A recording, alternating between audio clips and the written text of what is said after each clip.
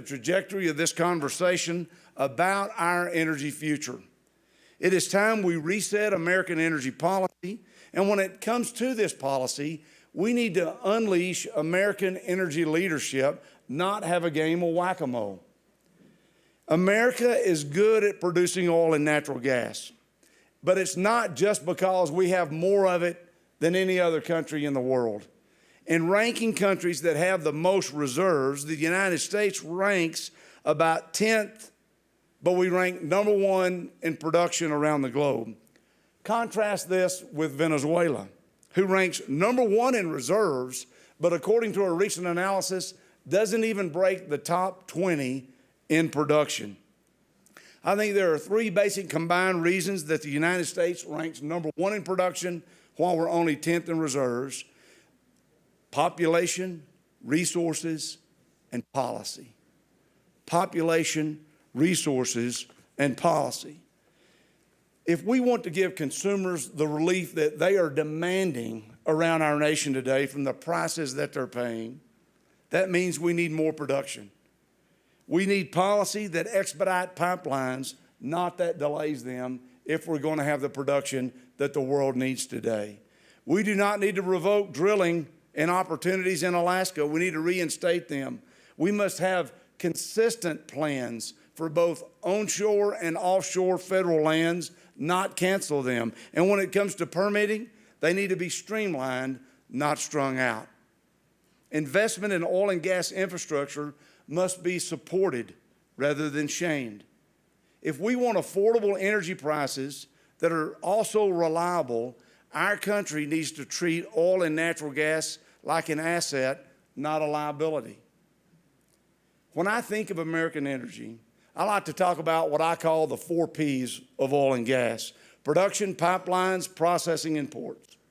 Now, President Biden and Energy Secretary Granholm have both been calling for more production recently, and I want you to know that industry is responding. In fact, the national rig count is up over 60% from what it was a year ago. It would have been even increasing more rapidly, but there are several headwinds: policy impediments, inflation, supply chain disruptions, restricted investment. These are all issues that are impacting production.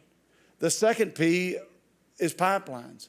Pipelines are smarter today, more technologically advanced, and safer than ever. They are the most secure and reliable and dependable method of transporting oil and natural gas. They're also the most environmentally friendly because it has lower congestion on the roads, and they're lowering emissions when you move through the pipelines. The third P is processing, because processing makes modern life possible by refining products. If you think about it, nearly every in-demand product we need to be safe and to save lives, from face shields to PPE to ventilators to hand sanitizers, is made from oil and gas. Thanks to our nation's ports, the 4th P, the United States became Europe's largest source of LNG in 2021, accounting for about 26% of all LNG imported. In the first month of this year, in 2022, the United States supplied more than half of all LNG imports into Europe. We need strong policy that supports the 4 Ps: production, processing, pipelines, and ports.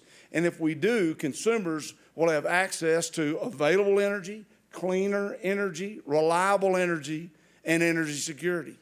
And the list goes on. If you take nothing away from my few minutes with you today, consider this fact: we do not have to forfeit environmental progress to achieve energy security. And here's what I mean. If we care about the environment, if we want to achieve climate progress and energy security, we want more oil and gas produced in America, not less. And here's why. Other countries simply do not have the same environmental standards that we have in the United States of America. Oil produced in the Permian Basin of New Mexico and Texas, along with oil produced in the Gulf Coast, has some of the lowest carbon intensity in the world. Oil and natural gas companies are investing billions in deploying real solutions to make climate progress. Solutions like carbon capture and storage projects, automation and robotics, drones and satellite imagery, improved leak detection and repair equipment, improved monitoring and valve replacement. These state-of-the-art operations are making great progress in protecting and improving the environment. And data from the EPA shows that it's making a difference. CO2 emissions in the United States decreased over 8% from 2010 to 2019, decreased during this time period, while it rose in China and Russia by over 25% and 21% respectively. Methane emissions intensity in the Permian Basin declined by almost 70% in 2011 as oil production increased over 320%. I think we need to refocus American energy security and recognize that American-produced oil and natural gas is some of the most environmentally friendly in the world. But ladies and gentlemen, I sincerely commit to you that energy transition does include a diverse energy mix. Oil and natural gas companies are some of the biggest investors in wind and in solar. They're exploring hydrogen, biofuels, advanced renewables. We know that the energy demand is going to be bigger and that it is a responsibility of all of industry to come together and to produce this energy that our world needs in a cleaner, stronger, and better way. And it's going to take each one of us to join together to do that. I am proud to be here today with the Chamber. It's going to take leadership. It's going to take a rational conversation to fight for a strong energy future and to make certain that we have an energy mix that is focused on lower emissions and lower carbon, but also recognizes that we have an opportunity through innovation and pioneering technologies to put all of that energy on the table. Let's be accountable, let's be transparent, and let's make certain that we're protecting our economy and our environment. Thanks so much for having me with you today.